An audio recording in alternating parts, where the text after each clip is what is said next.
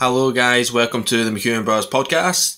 This week we are going to talk about, well actually, I don't know what we're going to talk about. Gregor has been doing a little bit of research and has picked up on something that's happened in the news recently, and he's going to tell you guys a little bit of information. I'm going to ask a few questions and then we'll just have a wee discussion. So Gregor, let's get started. I have, Jimmy. You're totally right. I've picked up on a news article that's come out quite recently.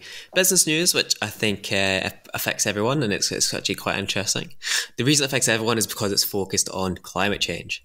So the company in question is Patagonia.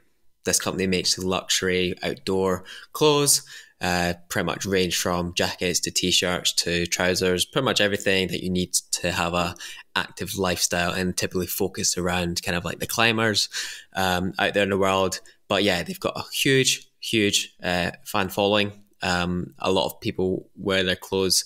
The main selling point for these clothes is that, they're long lasting. And then as a result, you do pay a premium for these products. But as a result, they've got, as I said, the fan base to support that. And they obviously, are a very successful business. Now, the owner of the business has actually recently just basically given his firm away. Well, that's the headlines that people are talking about. So it's a fashion firm, and they've given away the rights of the company, the shares of the company, to charities, enabling these charities to basically, from the profits of the company, focus on what their charities focus on. And the main charities that the company is given their shares to, or the owner is given their shares to, are focusing on climate change. So the argument here is it's a company that, is focused on the outdoors market. They make clothes. The clothes are made from recycled materials sometimes. They ideally long lasting. The company actually offers customers to, if their clothes get damaged, they can, for a small fee or reasonable fee, fix the clothes and, keep them lasting the lifetime of a user or a customer buying their clothes. So, the question here is, this move recently, I think is quite interesting, not only from a business point of view. Could be argued that it's a really good marketing tool to turn your hardcore fans into even more hardcore fans, or get more fans. But is it actually just a play on bettering business for the environment? Arguably, how can you say that you're going to ensure the planet's going to be better when you actually have to make and sell stuff to actually do that? Some of the quotes that are going about, it's pretty hard to save the planet if your business depends on selling stuff. So however many recycled materials you use, you still have to make something, and that's using energy and everything. So quite an interesting topic.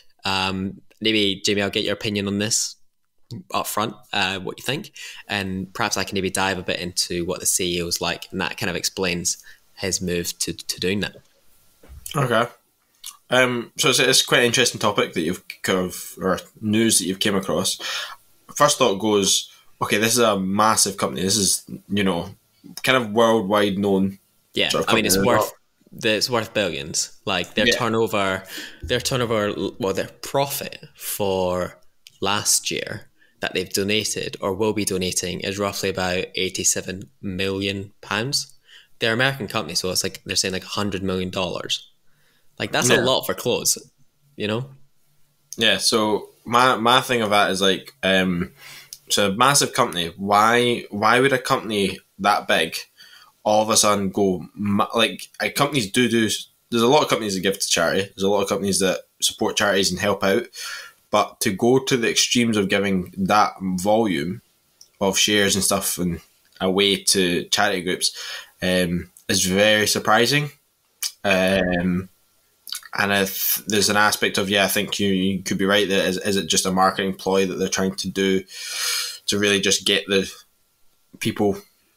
Well, what's happened is they do already give their I think it's 1% of annual sales to grassroots activists, right?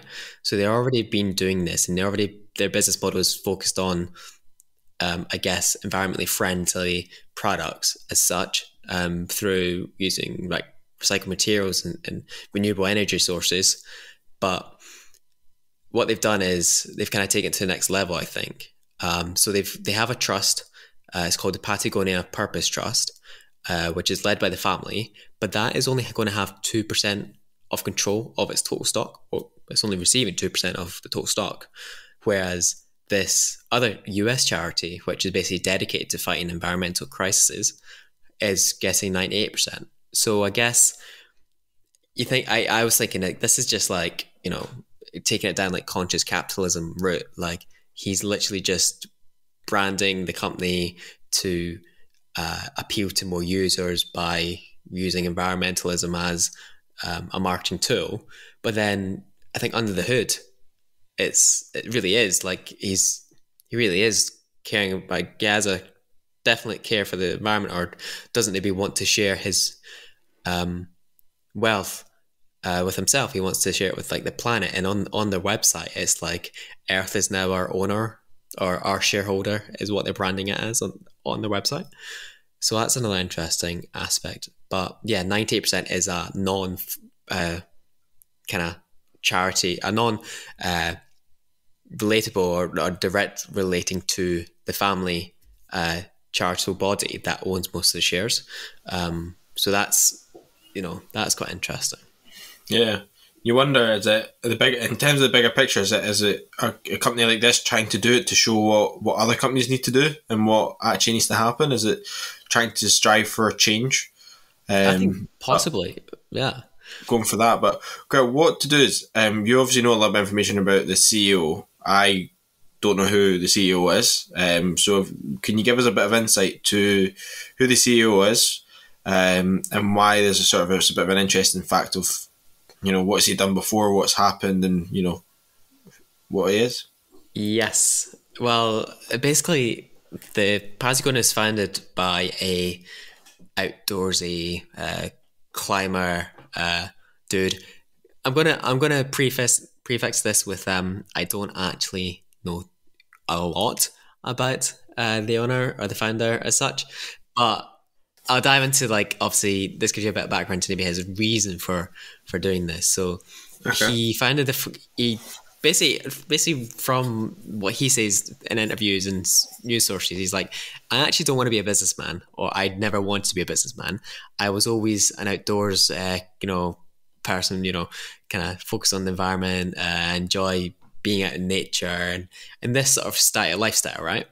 But I think what he's done is just identified that there's a gap in the market for the clothes that he's making of higher quality, but then realized he can actually use this for good. And obviously there's a demand there for what he was making. So on the back of that, you can kind of argue like, well, like I've all these years, you can make a lot of clothes and stuff and use renewable energy and like resources like that, but I do wonder how much carbon would have been like not produced without that business being there. Like, what good has it done with regards to a direct impact on climate change, which is now trying to almost like obviously help and aid, but like almost seems like he's trying to like reverse that. It's almost like maybe, I don't know if it's like a guilty side that he's kind of like going, I'm not interested in my personal wealth. I need to focus on the environment. Yeah, but then the argument is like, what happens if he's just not, I don't know, but what happens if he's just not taking a massive paycheck his whole time he's been running it? I doubt it. I'm pretty sure he must be pretty set and, would be successful. But at the same time, I'm just like comparing it to other businesses, owners or anything like that. A lot of people are, quite greedy out there, even when they're not that successful, or as successful as this business and this owner. I think that the business, in terms of what he's done, he's probably, he found the gap, but he also found the gap and didn't make a product that is like, not to be anything but like, the China market where they just make mass and it's non-consumable, it's used and it's binned. He tried to create a brand and a product, as you said, for longevity. So he's not done it in the purpose of, he found the market and he tried to make good products. And there's always going to be someone making products. And to try and make something good, he did the right thing to make it so when people wear this and they can wear it for 10 to 20 years, and then never have to buy another one. That's I think his goal. But now he's obviously got a business that's at a certain level where probably I think it's probably more on the side of he's probably like, I need to try and give back now, and it's more than ever predominant that it's he's maybe seen effects. He's maybe been somewhere where he hasn't been in 20 years and been like, Jesus, this place is different. Got photos from before and after, and it's been like a sort of like it's hit him a bit more. Yeah. So it's interesting. It is interesting, and I don't know how, you look at, obviously he's done really well with the business and stuff, and from like a point of view of making the bottom line as successful as it can be, so having the most profits. I don't think that's been his goal through obviously making a success of the business, but as like almost like as a byproduct to survive and make the business successful and to have an impact, it has to do well on that front. It has to have a bottom line. Has to be able to pay people to work and make the products. So then to give your profits away at this stage, it's like I think it's a really great move. But at the same time, it's like you're just kind of like, it's such a huge problem you're trying to tackle and help, and it's almost like you're just passing that on to someone else. Like if they were to like you're giving it to a charity basically, and why do they not just transform it into a charity or something like that? I guess it's different worlds. Like obviously businesses based on efficiencies and maximizing resources, whereas a charity is slightly different, where it's like the cause is the main focus. And I feel like sometimes if they transfer all that money into a charity, you're going to have the drawbacks of, the main focus is the issue, the crisis, which obviously is there's a reason charities exist, but then there's a reason why businesses are so good at making profits, because they're good at making processes more efficient, and maybe sometimes charities miss that in a way, and that's why is it just passing the buck to another charity or another organization to solve a problem? That makes sense. Yeah, so the only thing I think maybe as a listener, someone else may feel like this. So the fact they've got that share doesn't mean they're going to run the business. Doesn't mean they're just going to receive a lot of the profits. I believe so. I believe that's how that's working. So with that, they're not going to have to do an awful lot. They're just going to receive a lot of money to help them make the changes that they need to make and stuff. And now that they know it's going to be consistent, in terms of like, that brand's never really going to disappear, and it's going to consistently give them X amount of money, they can obviously plan now for the future. Yeah, that's really good point, actually. The way I look at it is like, what he's done is tried to, instead of changing the business or making a big change to the business, he says, well, I'm going to leave the business as is and run it as best as I can to make sure there's enough money coming in. So then these guys can then use the money to the best ability, and then they've got a consistency, because the big thing with a charity organisation, they don't know when the next paycheck's coming in. They don't know how much money's coming in this year. It's a lot. There's a lot of uncertainty in that sector. So could you imagine if every single charity had that one major business? Amazon could easily do it. There's tons of companies in the world that could easily go, do you know what? Don't need to be earning as much. Let's give even 20%. Yeah, to like foundations or whatnot. Foundations, and say to them, we'll guarantee, or even putting guarantees in, being like, we'll make sure that you guys consistently get X amount of money every year, so you can always do the right thing. Yeah. So. Yeah, no, that's a good point. And obviously, like in a way, he's kind of, it's like, is that a smart business move? Because some people are saying that he's almost like future-proof the business, that he'll never fall into, like, obviously, it will never fall into the hands of companies that are definitely focused on the bottom line or greenwashing customers in the past. Like, he has solely given the company away to charity focused on the environment environmental crises, which is focused on, which is sort of driving a consumer to maybe buy more of the product, which has a good cycle into the charity, which it's going to be funding as well.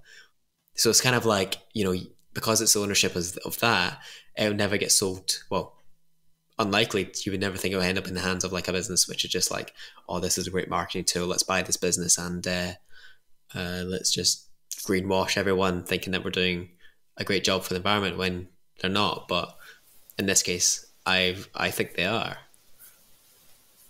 Yeah, it's a good one. I'm not too sure. Yeah, I'm not really sure what else to say about it, because it's up for opinion, because I think it's a bold move to be made by the CEO, in terms of everyone can look at it in their own light. They could see it as it's just marketing. It's just purely marketing 101. He knows what the world's looking for and what people want to see, and he's done it. And he's now got a brand that's even more strong. Or people could look at it as he's made the right thing. He's clearly doesn't care about the business as much in terms of making the money. He cares about it in terms of it doing the right thing, and using its money wisely, and doing that. Like, but there's obviously with the brands, they charge premium, and that's, there's brands out there that do that. But with Patagonia, I think they've piggybacked onto people who have that extra cash to spend. For example, like t-shirts are like £40, a jumper 200 or something.